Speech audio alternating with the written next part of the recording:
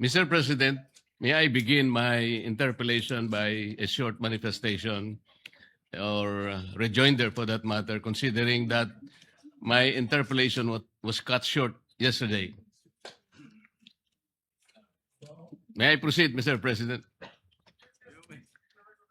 Mr. President, my interpellation yesterday was not intended to weaken our national position on our sovereignty, on our sovereign rights, but to strengthen it through clarity. Because in matters of sovereignty, maritime rights, and territorial claims, precision is patriotism. Ang layunin ko po dito, Mr. President, ay hindi upang ipagtanggol ang anumang banyagang interes, katulad ng China, kundi para patatagin at linawin ang ating paninindigan bilang isang bansa, upang kahit karaniwang mamamayan ay lubos na maintindihan ang sitwasyon, lalo na sa West Philippine Sea. Dahil ang pagtatanggol sa bayan ay nagsisimula sa pag-unawa at katotohanan. The purpose of my questions yesterday, Mr. President, was to point out gaps in our understanding and knowledge of the West Philippine Sea, in that there are key aspects that the arbitral award did not resolve, and that our laws from PD 1596 to RA 9522 and RA 1264 did not address. Thus, my call is for an open discussion of the issues as mature, not amateur persons. Today, the purpose of my questions is to demonstrate why we need to recalibrate our approach in order to bring immediate and concrete benefits to the people. Our method must be focused on bringing food to the tables and alleviating the burdens of our people. In his response yesterday, Mr. President, the good senator said the coastline of Kalayaan Island Group has its own baselines and generated an exclusive economic zone. Mr. President, this response violates the arbitral award, which declared in paragraph 626, the tribunal having concluded that none of the high tide features in the Spratly Islands is capable of sustaining human habitation or an economic life in their own, that such features shall have no exclusive economic zone or continental shelf. Kaya po walang feature sa Kalayaan Island Group, Mr. President, that will be able to generate an exclusive economic zone of its own. Again, in his response yesterday, Mr. President, Senator Pangilinan said there is no need to define the metes and bounds of the West Philippine Sea because this was already settled by the arbitral award. He also said that the arbitral award already determined what the West Philippine Sea is. He also said that the coordinates of the West Philippine Sea can be found in Administrative Order number 29 and Republic Act number 12064. This is not right, Mr. President. The arbitral award ruled on the exclusive economic zone, not the West Philippine Sea. These are two different matters, Mr. President. There are features of the Kalayaan Island Group, such as the Pagasa Island and Parola Island, that are outside this exclusive economic zone. The distance of these features are fixed, Mr. President. The arbitral award did not move their location inside the Philippines. Ang alam ko po, ang Panginoon Diyos lang ang makakagawa noon, Mr. President. In saying also, Mr. President, that we should just implement the arbitral award without asking questions will mean that Senator Pangilinan will be content with just the EEZ. Kapag ka nagkaganon, Mr. President, we will be abandoning Pag-asa, Parola, Kota, and Lankian features, given that these are outside the exclusive economic zone. Instead of turning back on these features, Mr. President, I call that we study how to include them in the West Philippine Sea without violating UNCLOS. Also, in his response yesterday, Senator Pangilinan said the arbitral award did not rule on the validity of PD 1596. This is also incorrect. It will be read on paragraphs 573 to 576 that Spratly Islands can constitute, it ruled on the issue of whether any claimant on the Spratly Islands can constitute it into an offshore archipelago by drawing archipelagic baselines to straight baselines around it. Sabi po ng tribunal, Mr. President, China has no right to do so. It also said under paragraph 574 that even the Philippines could not declare archipelagic baseline surrounding the Spratly Islands. So meron pong ruling talaga. I did not question the arbitral award, Mr. President, for the record. I just discussed how the arbitral award and our existing laws do not determine the limits of the West Philippine Sea. May I repeat that? Ang nirule lamang po ng arbitral award via the arbitral tribunal, yung exclusive economic zone, hindi po yung West Philippine Sea. These are two different matters.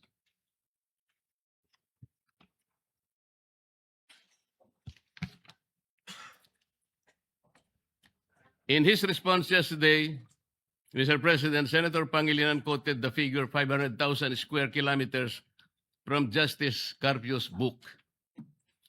Yet in Justice Carpio's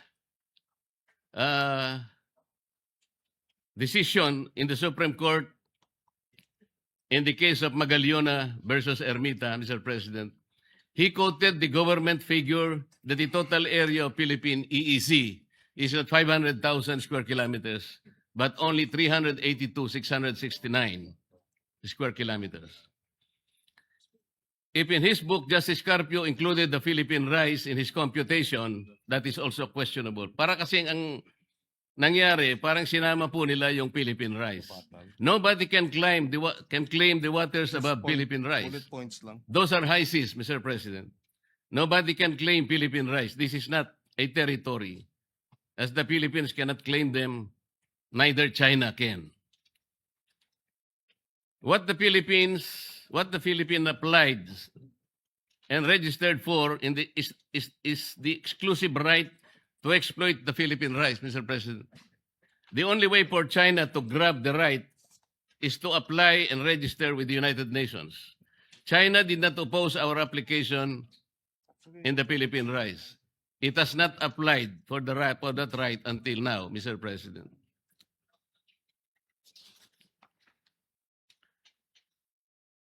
For her part, Senator Ontiveros, Mr. President, yesterday referred to the map of South China Sea in S-23 as Chinese map. She also said that the numbers 6.1 and 6.2 are not coordinates. She then said that maps adopted by the International Hydrographic Organization are not legal but technical only.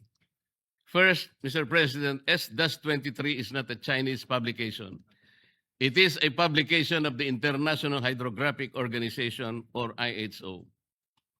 IHO is an intergovernmental organization of which the Philippines is a part. Second, as the note written beside the map says, the numbers 6.1 and 6.2, etc., refer to the chapter or sections where the coordinates of the bodies of waters can be found in S-23. Hence, the coordinates of South China Sea are listed in chapter 6.1. On the map, Mr. President, the coordinates are the points that are connected by red lines. Finally, S-23 is not meant to be a legal title. Tama naman po yun. They are just maps. Under international law on territorial disputes, maps have no evidentiary value. However, S-23 was used by the Philippines in the South China Sea arbitration. Moreover, we need to put West Philippine Sea on an internationally recognized map.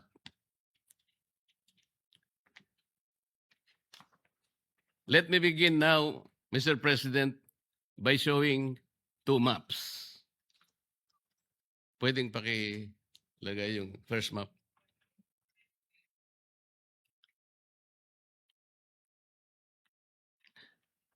Mr. President, these maps are about oil and gas activities in the South China Sea.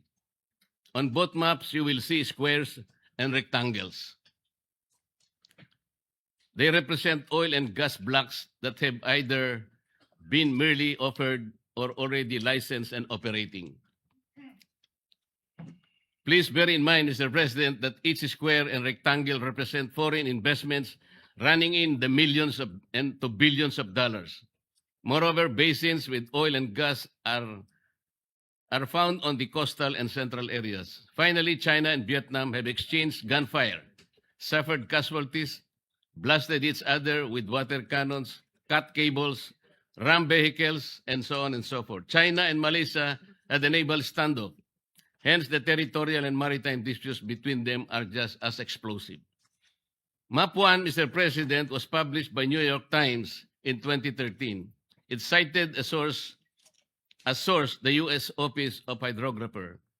In Map 1, Mr. President, you will see gray squares and rectangles along the shallow coast of the South China Sea. Notice that adjacent to the Philippine coast are around 5 to 6 blocks. On the side of Malaysia, there are 12 to 15. Vietnam, 30 to 35. And China, approximately that number also, 30 to 35. Then we go to Map 2. It was published in 2024 by the U.S. Energy Information Agency. First, you will notice the blocks have moved to the deep water areas. Second, the blocks colored in pink are those of the Philippines. Ang mga blocks po ay halos 8 hanggang 12 lang, Mr. President. Malaysia in blue, around 60 to 70. Vietnam in maroon, 70 to 80. And China in yellow, around 60. Third, notice the blocks that are not just claimed, but even licensed by both Vietnam and China. These are shaded in orange. I hope, Mr. President, the good senator will agree that from these maps, we derive numerous lessons. First, despite the arbitral award, oil and gas activities on the Philippine side have stagnated. 6 to 8 lang. Second, it is obvious that the oil and gas activities of Malaysia, China, and Vietnam are robust, if not booming. Third, the licensing overlaps are being managed by experts at the enterprise and state levels. Hence, we hear about flare-ups between China and Vietnam, but they do not escalate. In fact, some of the overlapping blocks are operated by one international petroleum corporation.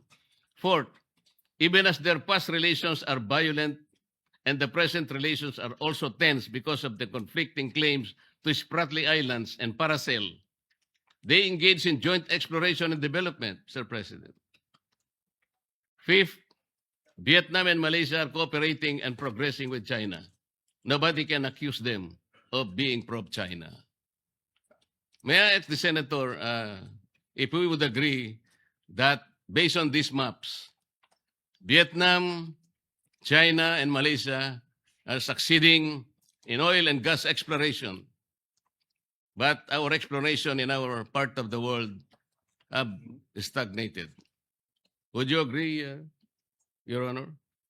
Well, there are several other factors for the reason why the area is underdeveloped, and the areas of Malaysia, Vietnam are developed, apart from the conflict with China.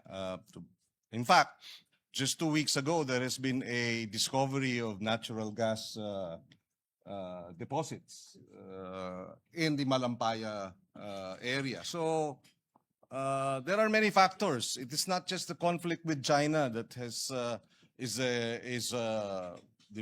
reason as to why we are unable to develop our own area in the West Philippine Sea, Mr. President. But it is very clear, notwithstanding those factors, these maps indicate that we are really behind in oil exploration and gas in the South China Sea. Well, we're behind in many other aspects, Mr. President, not just oil and gas. We're behind in agriculture, we're behind in tourism, we're behind in energy generation, etc. So I wouldn't be as simplistic as to say because of the underdevelopment of the West Philippine Sea, it's because of our conflict with China, Mr. President. Yes, Mr. President, I hope the Honorable Senator will also agree that there is something effective in the management of relations among China, Vietnam, and Malaysia, and more importantly, their methods of bringing immediate and concrete benefits to their peoples, as shown by these maps, isn't it? Well, again, I will say yes, up to a certain extent. Perhaps they are managing their relations with China better, but I will not concede that because of our lack of managing our relations with China compared to our neighbors has led to this state of underdevelopment, Mr. But considering, Mr. President, that we have been left behind, so behind, as a matter of fact, As I have said, we have been left behind in agriculture. Is that the fault of China? Our relations with China? We have been left behind in infrastructure. Is that because of our sour relations with China? Of course not, Mr. President. There are many reasons why we are lagging behind. And yes, if we are able to better manage our relations with China, we may benefit from it. And definitely, I would like to see that at some point. But at this point, Mr. President, we're fighting for our sovereign waters and our territorial sea. And I think in this case, we should rally behind the Filipino claim in the arbitral ruling, Mr. President. our agriculture is lackluster. Our tourism is not giving us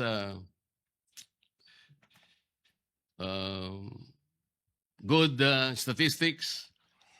Manufacturing is down. These are local problems, Mr. President. And we have only ourselves to blame why we are not doing good in these areas. But we're talking here of the South China Sea. We're comparing how, despite the tensions, the hostilities between countries like Vietnam and Malaysia, but they are able to manage their relationships. There must be something wrong with how people, like, with all due respect, Commodore Tariela, who managed and broadcast our dispute in the South China Sea. Perhaps because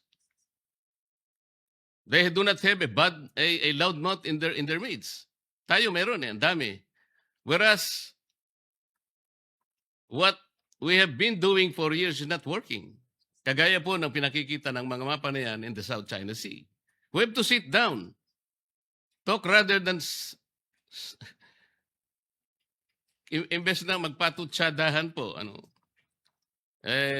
Wala pong nangyayari. Ito po yung naging bunga kung bakit po tayo biglang nawala sa ere. I know that being bombastic, Tariela earns him likes and makes him probably feel like a rock star, Mr. President. I know national anger sells newspapers. I know mindless patriotism wins accolades. But in reality, as the map show, Mr. President, we are all losing out and are being left behind. The way forward, Mr. President, is open discussion. The starting point is respect for each other's views and the views of our opposing claimants, be it China, Vietnam, Malaysia, etc. The draft resolution, with all due respect, is not the right start, Mr. President.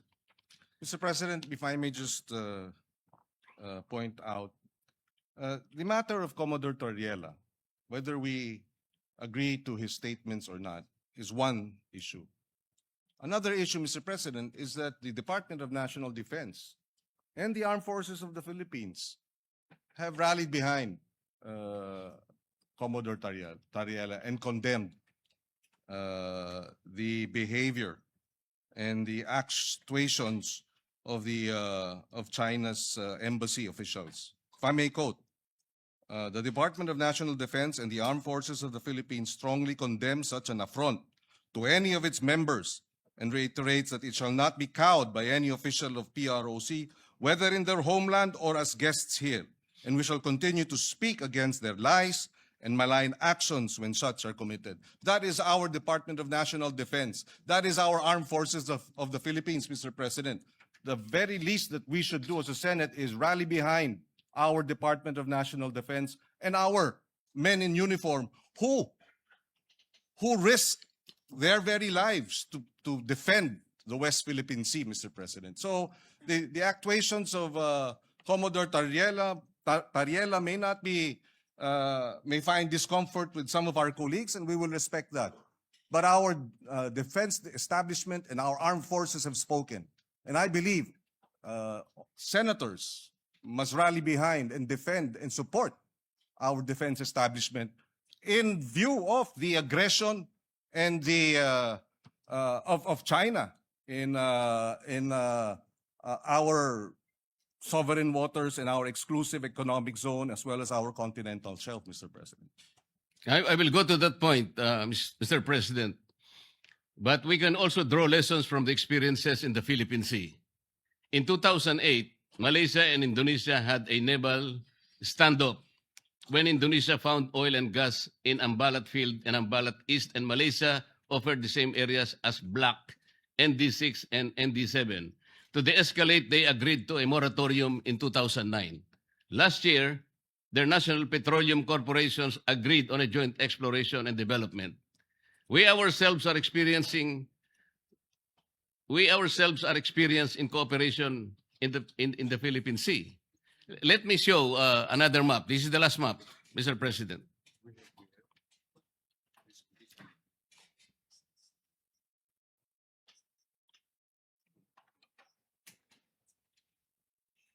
Mr. President, just a fine point. Yes, we too have disputes with Vietnam, with Malaysia, and even Indonesia, Mr. President. But the difference is that they do not water cannon us, and they do not ram their ships, their coast guards, their coast guard, the Chinese Coast Guard, to our Philippine ships, Mr. President. It's an entirely different story in that regard, Mr. President. Let me show you this map, Mr. President. This map is from the US-funded think tank Asia Maritime Transparency Initiative, or AMTI. On the map are areas marked with X. On the upper right hand of the South China Sea, the mark refers to the exclusive economic zone and continental shelf overlap between the Philippines and Taiwan. We have a fisheries and law enforcement agreement there. On the lower left hand, Mr. President, the mark represents the dispute over extended continental shelf between Philippines, Malaysia, and Vietnam. We are in discussion with Vietnam now. On the bottom corner are disputes over Sabah and the territorial sea and contiguous zones it generates. In Sulu Sea and Celebes Sea, we have a tri-point with Malaysia and Indonesia, and the same in the Philippines with Indonesia, Palau, Japan, and Taiwan, emanating from Pratas Island. However, this map will demonstrate to us, Mr. President, the complex territorial and maritime disputes facing the Philippines.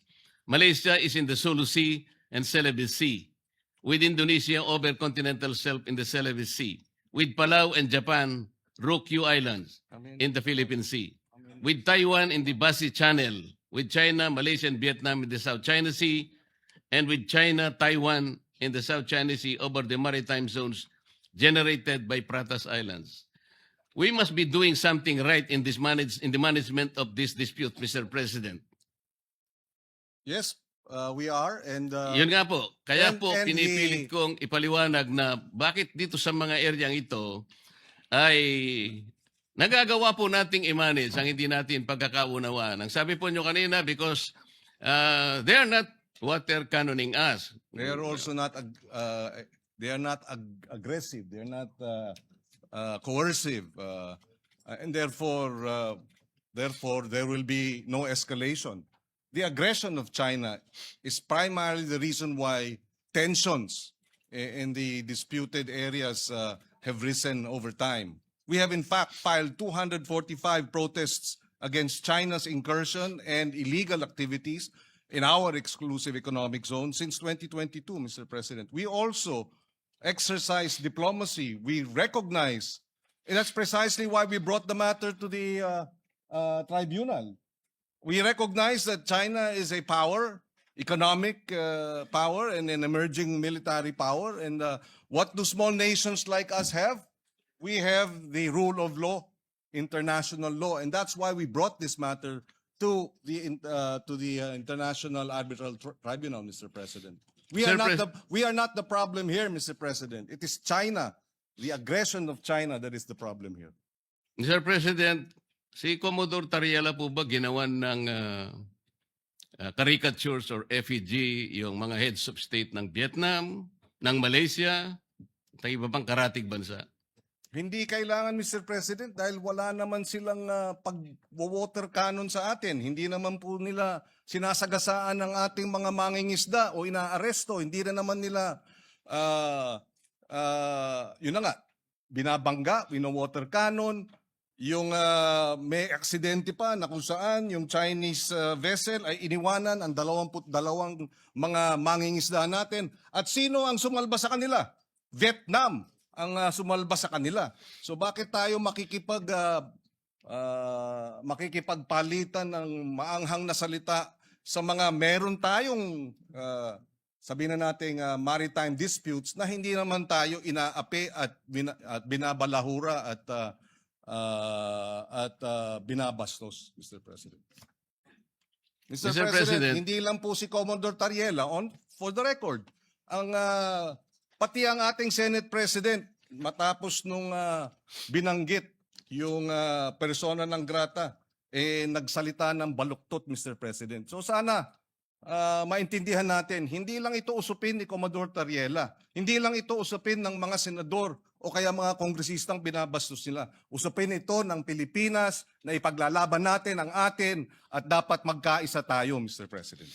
Pare-pareho po tayo sa posisyon na yon, Mr. President. Ang sinasabi ko lang, kailangan bang magkapatutsadahan ng walang katapusan?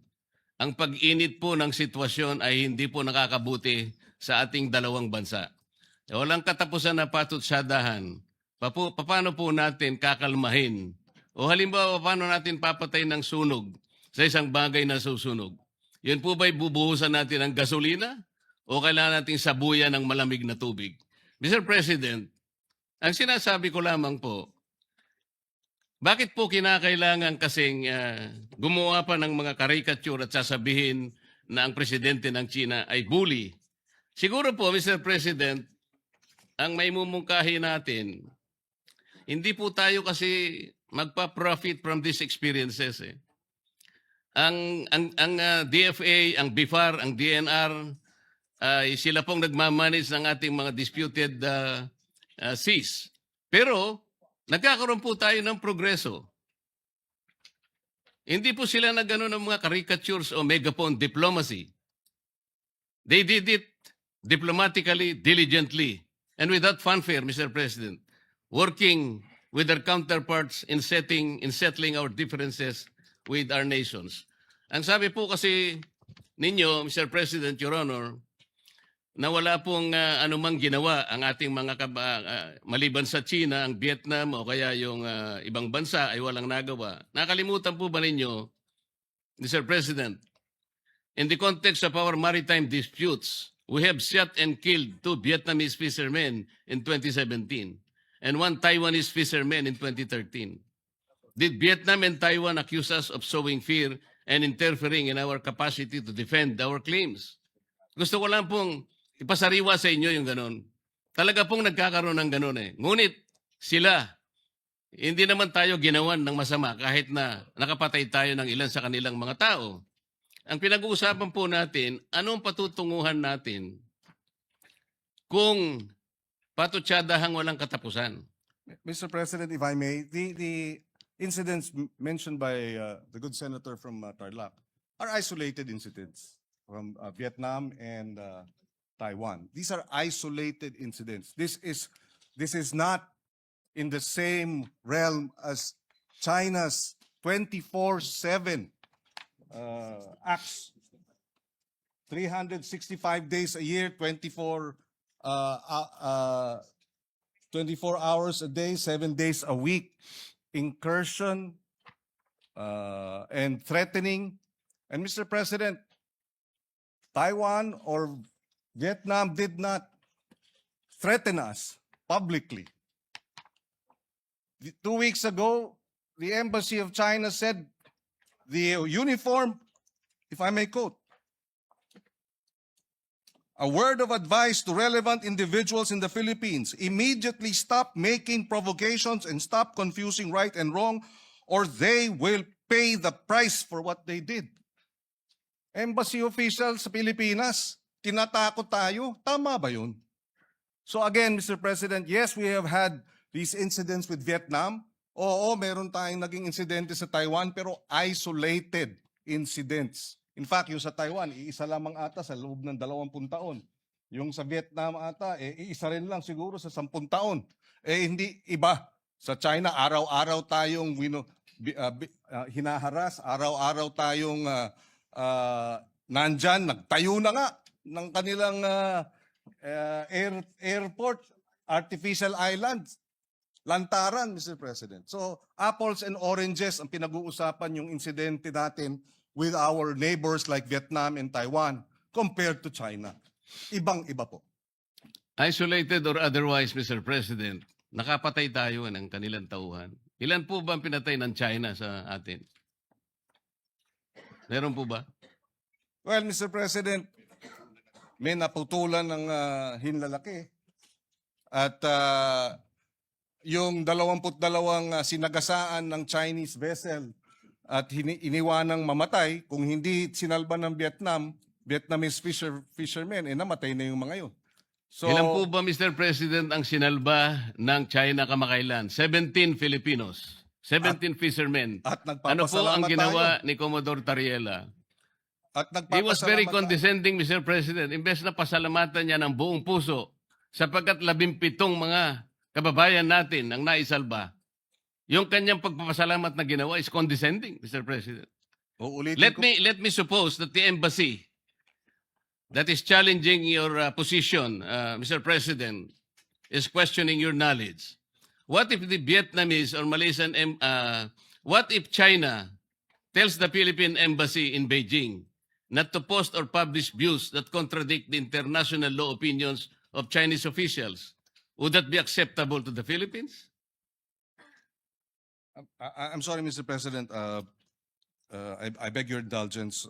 You are saying that if Vietnam publishes, sorry, I missed the, No, the what last. if China tells the Philippine embassy in Beijing not to post or publish views that contradict the international law opinions of Chinese officials?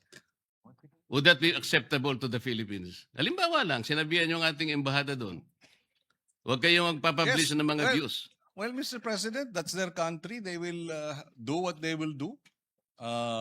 They will, in fact, there is no freedom of the press in China, Mr. President. So, if the government does that, then we will have to respect their position because we are merely guests in China, just as they are merely guests in the Philippines, Mr. President. I would disagree, Mr. President. That will be unacceptable to me. Another question. The Philippine Embassy in Beijing assists the Philippine Coast Guard and DND in monitoring Chinese vessels in the West Philippine Sea. Have you heard China complain that this essential work of the Philippine Embassy interferes with Chinese internal affairs? Mr. President, whether they complain or not, they're already in our exclusive economic zone. I'm sorry, but I'm trying to understand the position of the good gentleman in his defense of China and their position. I am not defending China, Mr. President. I said, sinabi ko na kanina, ang ating discussion ngayon is not in defense of any other countries. We are defending Philippine interest. Ang pangyayari lang, kailangan nating linawin, ano ba talagang pinagtatanggol natin? Kung hindi po tayo nakatitiyak kung anong area ang pinagtatanggol natin, hindi po malinaw, pati paggasta natin ng budget, kung alin ang dedepensahan natin. Yun lang ang punto rito eh. At pinaliliwanag ko kanina pa sa magitan ng mga mapa, hindi po nagkakaroon ng positibong resulta sa ating bansa, yung pagbabangayan. Nakita na po natin the South China Sea is rich in mineral deposits, in oil and gas. nauhuli na po tayo dahil patutsadahan ng patutsadahan. Bakit nagawa po ng ibang bansa? Bakit hindi po natin magawa? Dahil nga po sa walang katapusang patutsada. Tingnan po natin ang West Philippine Sea, Mr. President. Ang sabi po natin, wala pa po kasi sa mapa. Bakit po wala sa mapa, Mr. President? Kasi po hindi ginagawa ng ating mga ahensya ang dapat gawin. Ang sabi po kasi sa Administrative Order number 29, which was issued on September 5, 2012, more than a decade ago. Sabi po sa Section 3 ng Administrative Order 29, the National Mapping and Resource Information Authority, NAMRIA, shall produce and publish charts and maps of the Philippines reflecting the West Philippine Sea in accordance with this order.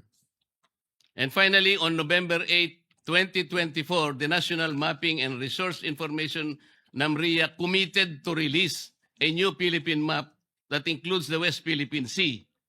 But up to now, regrettably, Mr. President, this remains unfulfilled. Bakit hanggang ngayon ay wala pa ring mapa?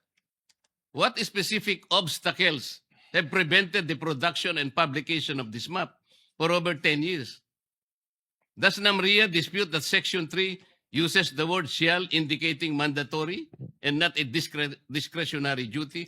Mr. President, kung wala po tayong mapa na maibibigay sa IHO at madideposit sa United Nations, hindi po kailanman uusad ang ating itinataguyod na sana mailagay sa mapa ng mundo ang West Philippine Sea. Mr. Bakit President, hindi po natin, Mr. President, paano po natin may pagtatanggol ang teritoryo kung wala tayong malinaw na mapa, Mr. President? Mr. President, nabanggit na natin ito kahapon. Bumabalik tayo ulit doon sa usapin na ito. Pero babanggitin ko ulit, Mr. President. Maliwanag, Mr. President, na under Republic Act 9522, yung baseline law, Republic Act 12064, Philippine Maritime Zone Act, at yung AO 29, maliwanag na in-identify ang West Philippine Sea. Diyan nakasaad yung extent ng West Philippine Sea. It has been sufficiently and defined by these three government instruments and laws, Mr. President. So, hindi ko maintindihan bakit dahil walang meets and bounds, etc., ay ibig sabihin wala tayong maaring mahina ang ating claim. I beg to disagree, Mr. President. In fact, under our laws, meets and bounds refer to the baseline of 200 nautical miles. From baseline, 200 nautical miles ang ating exclusive economic zone. Merong 12 miles na 12 miles territorial sea, 24 miles contiguous zone, and so forth.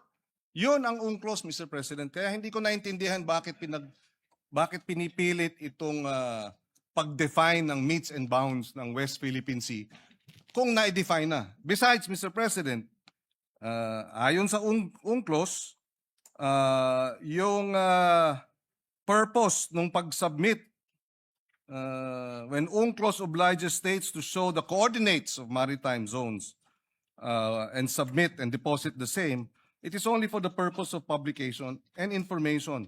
And it is made a condition, it is not made a condition sine qua non for entitlement.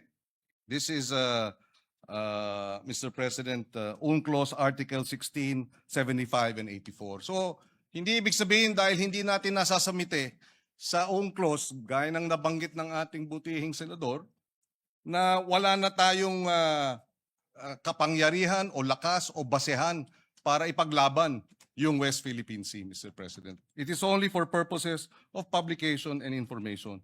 Mr. President, ang laki po talaga ng hindi natin pagkakaunawaan sa bahaging ito. I am not questioning What is this? the extent of the exclusive economic zone. This is 200 nautical miles from the baseline. That is also the extent of our continental shelf. Contiguous zone is 24 miles, nautical miles. Territorial sea is 12 miles from that basic line. Hindi po yun ang pinag-uusapan natin, Mr. President.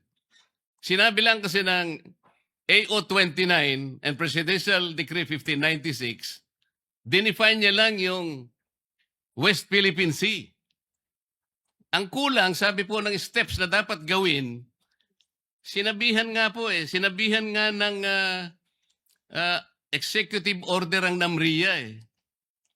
Gumawa ka na ng mapa, kasi po yung mapa, yan po yung magbibigay ng coordinates. Isasubmit po yan. Ito, basahin ko na po.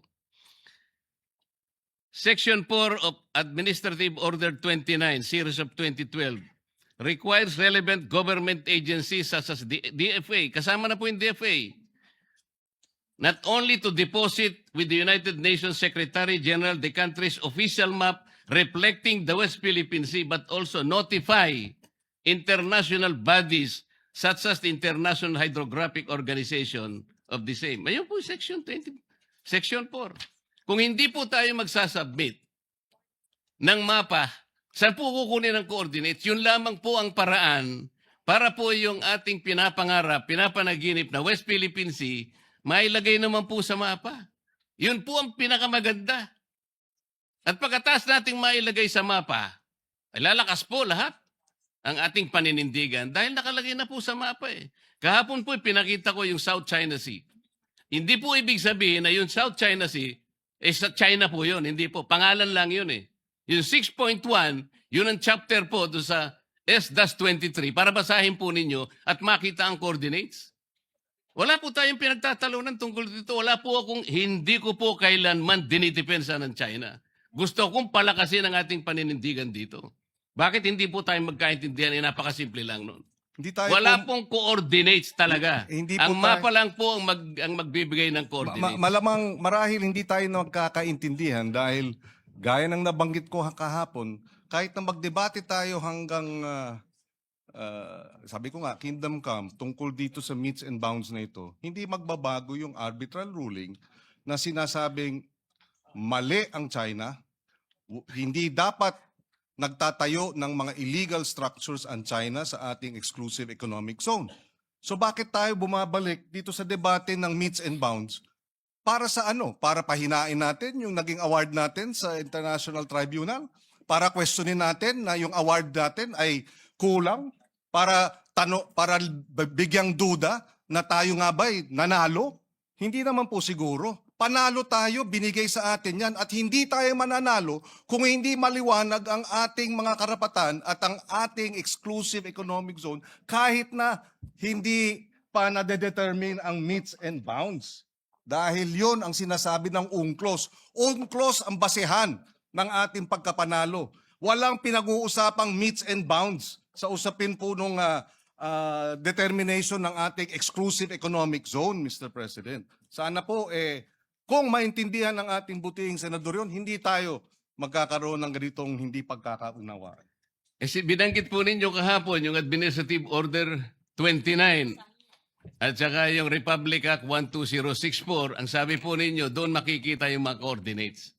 Basahin po ninyo kung merong coordinates. Hindi po doon. natin Wala sinabing doon po makikita ang coordinates. Ang sinabi po natin ay nakadefine doon ang ating ang West Philippine Sea. Dinefine nga po, Mr. President, na pinag-uusapan, paano maitatala nga po sa mapa? Ayaw ba nating itala sa mapa, Mr. President? Yun lang po ang punto eh. Binabanggit kasi natin at sa batas natin, ni-require po ang NAMRIA at ni-require din ng DFA na mag-submit ng mapa hanggang ngayon. 12 years na po nakararaan. Ba't hindi po natin maitala? Napaka-importante po na magkaroon. Just for the information of the good senator, 2024 meron na pong mapa ang NAMRIA. So hindi totoong wala pang ang sinasabi ko po, Mr. President, hindi po sinasubmit sa mga kinaukulang dapat hindi po, ang ipag-submit. sinabi po ninyo wala pang mapa. Iba po yung hindi sinasubmit. Kahit na may mapa po, kung hindi nyo sinasubmit, hindi rin po tayo magtatagumpay sa ating paninindigan na maitala natin po sa pandaigdigan talaan ng mga dagat ang West Philippine. Hindi po ba importante sa inyo na maitala natin ang West Philippine Sea? Mr. Senator, President, Point of information, Mr. with the President. indulgence of Senator Pangilinan, Senator Risa Ontiveros, you are recognized. Salamat po, Mr. President. Tama po si Senator Pangilinan.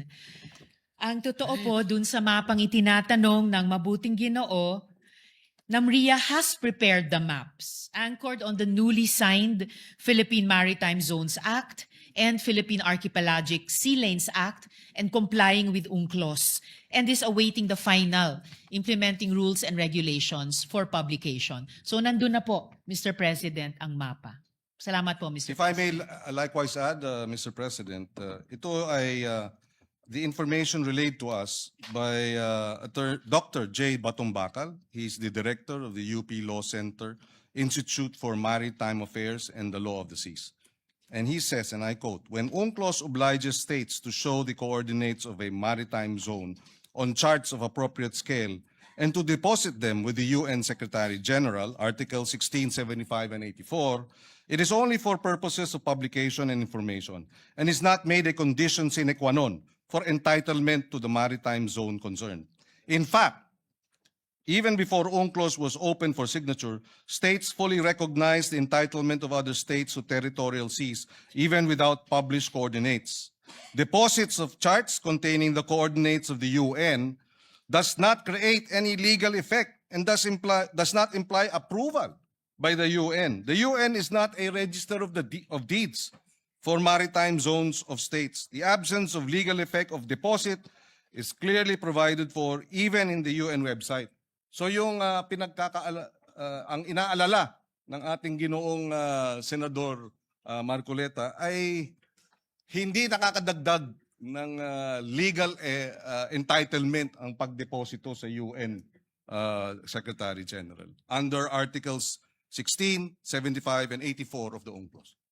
So, ibig sabihin, Mr. President, yung Section 3 at saka Section 4 ng Administrative Order number 29, ibabaliwalain na natin. Inuutusan po kasi ang NAMRIA at saka ang DFA na gumawa ng mapa at i-deposit nga sa United Nations and notify accordingly relevant international organizations such as the International Hydrographic Organization and the United Nations Conference on the Standardization of Geographical Names. Hindi po importante sa atin yung Administrative Order number 29. Yung Administrative Order number 29, Mr. President, ay 2012. Yung Republic Act 12064, yung Philippine Maritime Zones Act, ay 2024. So superseded na yung binabanggit na provision ng RA 12064. Mr. President, hindi po ganun. Wala pong nasusupersede dito. Yung 12064, nire-enforce nga po eh. Pati yung Presidential Decree 1596. Basahin po ninyo lahat para magkaintindihan tayo ng lubusan. Ang pinag-uusapan po kasi natin, while our laws define the extent of our West Philippine Sea, tayo naman po itinatagubilin na gumawa ng paraan para sa ganun, may sama pa yon para po yung mga coordinates na yon ay maisumite sa United Nations Secretary General at sa mga kinauukulang mga ehensya internasyonal. Yun po kasi ang sinabi ng mga batas natin. Sapagkat, alinman sa batas natin, walang sinasaad na coordinates. Ang coordinates po, ang gagawa po niya NAMRIA. At yan po ay base sa mapa na kanilang gagawin. Yun lamang po ang punto, Mr. President. Wala yatang masyadong dapat na pagdebatihan sa puntong yun. Sapagkat ako, kayo, Mr. President, and the good Senator, gusto rin natin talagang ipaglaban ng tsaga ng atin. Mas maganda kasing ilaban ito kung malinaw na nasa mapa tayo ng pandaigdigang talaan ng mga dagat. That is the whole point, Mr. President. We note, Mr. President, the concern, and I agree with him in that regard, that it would be better for us if we do have those coordinates, but it does not in any way diminish what we are entitled to under the arbitral ruling, Mr. President. So, mga konting tanong na lang, Mr. President. With your indulgence. Yes, please. I'm more than willing to the gentleman from Tarlac and Pampanga, Mr. President. In your sponsorship, Mr. President, you said that the proposed resolution is in defense of our officials when they speak on behalf of our nation. That is correct. Yes, Mr. President. Is the Honorable Senator aware that the Philippine government has a minimum 5 officials who speak on matters relating to the West Philippine Sea? I believe so. You have the DFA, you have the DND, you have, in fact, the more, for me, if you ask me, this is the indicator of a vibrant democracy, Mr. President. But yes, there are about 5, maybe more. Even senators and congressmen are likewise speaking on the matter. To be more accurate, Mr. President, Commodore Tariela is the spokesperson of PCG. Assistant Director General Cornelio Valencia Jr., National Security Council. Rear Admiral Joy Vincent Trinidad, Army. Retired Vice Admiral Alexander Lopez, NMC. Consul General Angelica Escalona, DFA. And Nazario Briguera Bifar. They all speak to the public about the West Philippine Sea. Pero, Mr. President, bukod po kay Commodore Tariela, sila po ba ay nagpupunta sa mga eskwelahan at nagdi-discuss at sinasabi na bully ang presidente ng China? Ito lang ang punto eh. Meron pang kalakip na mga caricatures portraying their leader in a very negative and I would say embarrassing presentation. Well, Mr. President,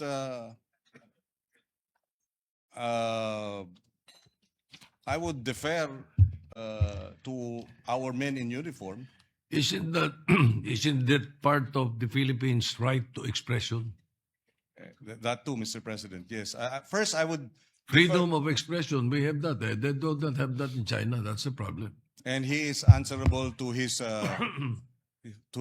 superior officer, and the DND and the armed forces have already issued a public statement in support of their men in uniform when they speak on the issue, because precisely the bullying. In fact, the DND described the acts of China as bullying, Mr. President. So babalikan ko po, bakit si Commodore Tariela lang ang ating pinupuntire rito when the Department of National Defense... Kasi siya lamang po, Mr. President, ang gumawa ng caricature. Tinatanong ko nga po, yung po bang iba, yung 4 na binanggit ko kanina, na may karapatang magsalita para sa ating bansa, gumamit ba sila ng ganong pamamaraan? Yun lang po yung tanong. Pero siguro po, isasagot nyo, hindi. So, ano po naman, bakit naman? Mr. President, pati ang embassy ng China naglalabas ng caricature din eh. Ng ating mga opisyal. Ang China News. Ayan, si President. China News, Mr. President, talagang ganun po yun eh. Iba po yung lampon, iba po yung Ayan po. caricature na nilitaw po ng mga editorials. Kagaya po sa atin, sa ating bansa, kung ano-anong caricature, kung ano-ano, para lamang i-dramatize po yung kanilang gustong puntahan. Pero ang pinag-uusapan dito, si Commodore Tariela lang ang gumamit ng caricatures bilang spokesperson ng Philippine Coast Guard. Mr. President, alam naman natin yung China News hawak ng Communist Party of China. Sino po bang may hawak ng ating mga news sa Wala Pilipinas? namang lalabas na hindi aprobado o merong go signal ng Communist Party of China. Iba ang sitwasyon sa kanila, hindi tayo'y demokrasya. At ang punto natin, Mr. President, totoo, wala dun sa 5, pero ang ahensya mismo, ang DND na mismo at ang Armed Forces of the Philippines ang nagsabing they support the statements of their men in uniform. In fact, uulitin ko kasi nabanggit ko na kanina. Ulitin natin, no? Sabi nila, it was reported that the spokesperson of the Chinese Ministry of Foreign Affairs made a statement containing the following, quote unquote, certain Philippine Uniformed Service members driven by personal political motives. Doon pa lamang, Mr. President, lahat tayo rito, parliamentarians tayo, alam natin, it is unparliamentary to question motives, Mr. President, when official action is being undertaken or official decisions are made or proposals in parliamentary proceedings. So, sumagot ang Department of National Defense. Ay, ulitin ko, the DND and the AFP strongly condemn such an affront to any of its members. So kung pupuntiryan natin si Commodore Tariela, dinedepensahan na nga. They consider it an affront. The DND and the AFP have considered the statement of China as an affront to any of its members. Tapos tayo sasabihin natin, teka muna, hindi dapat. Mr. President, we should, again, I will reiterate, when the DND and the AFP speak as regards national security concerns, we should rally behind them. We should provide them the necessary support because they're the ones who face the Chinese aggression 24/7, 365 days, Mr. President.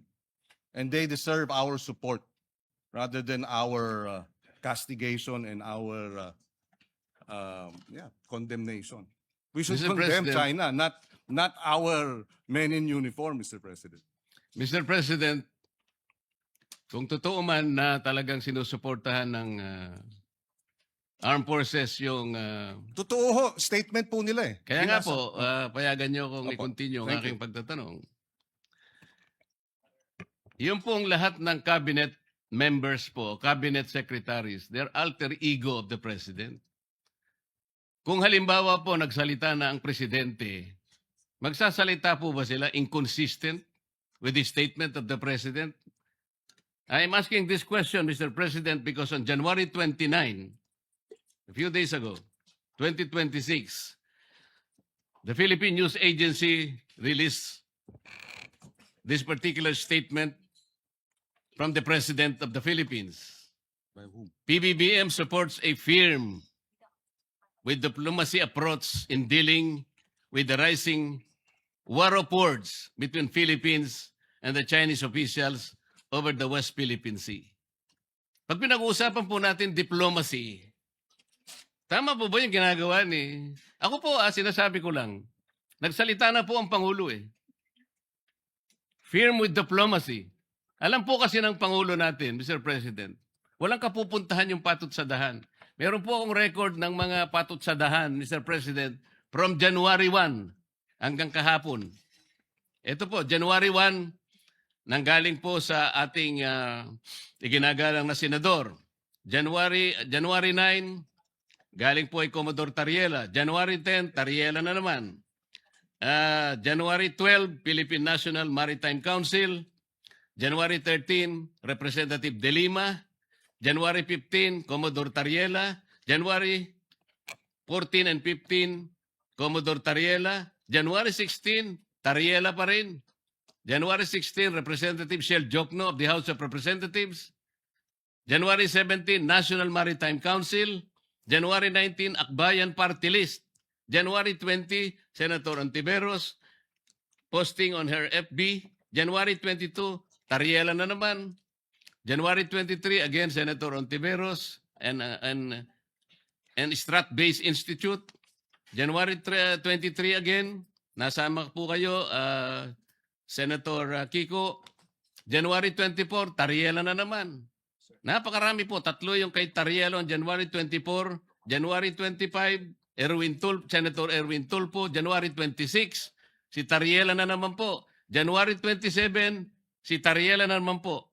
Sa tuwing ganito ang ginagawa natin, sagot ng sagot po ang Chinese Embassy. So wala na pong katapusan na pag-iringan at pasaringan na po ito, Mr. President.